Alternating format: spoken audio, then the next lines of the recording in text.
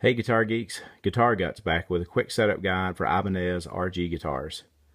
The first spec that we'll check will be the neck relief, and you'll need to have a capo installed at the first fret and be holding down at the last fret, unless you're really talented and can hold down on both ends with one hand.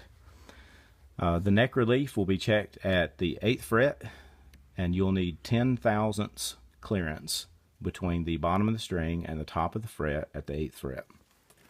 The string height, you'll check on down the fretboard at the 14th fret, and keep in mind you do not have a capo installed when you're checking this. The high E, Ibanez recommends 4/64 and the low E 6/64. I usually have my low E a little bit closer than that at 5/64.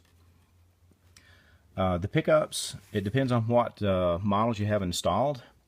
For humbuckers, Ibanez sort of has a generic measurement of 5/64 on both the high and the low E side. DiMarzio, which is the pickups I have installed in this RG, it's a DiMarzio Tone Zone and Air Norton.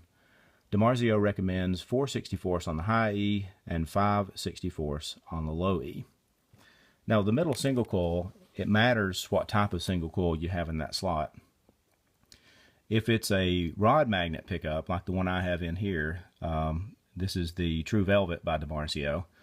DiMarzio recommends 8/64 on the low E and 6/64 on the high E. And I would strongly suggest you keep it near those measurements. The higher you get that True Velvet in the middle position, I think the worse it sounds.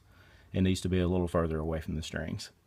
If you have one of the low magnet pull series singles that DiMarzio makes, like the Cruiser, the Fast Track, the Chopper, or any of the virtual vintage pickups that can be adjusted a little bit closer to the strings, DiMarzio says you can set those at 6/64 on the low E and 4/64 on the high E.